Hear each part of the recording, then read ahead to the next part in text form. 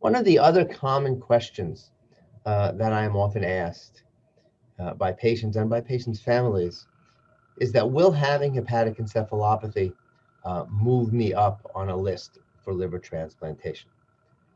Because when someone develops hepatic encephalopathy, it is and can be extremely disabling.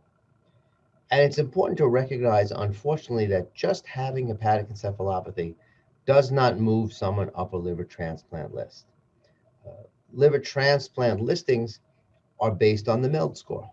The MELD score is the bilirubin, the creatinine, the INR, and the sodium. So, in fact, we use now the MELD sodium score. Hepatic encephalopathy doesn't fit into that. So, you can have somebody with a low MELD score that develops hepatic encephalopathy.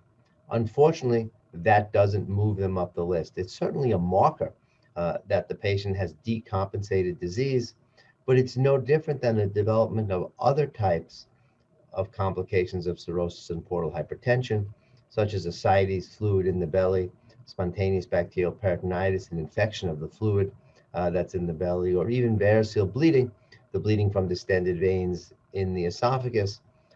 Having any of these things really do not increase your likelihood of getting a liver transplant. It comes back down again to that MELD score. So it becomes really important if someone is diagnosed with hepatic encephalopathy that they be treated appropriately, followed closely, because it is likely if they develop hepatic encephalopathy, over time, their liver will worsen.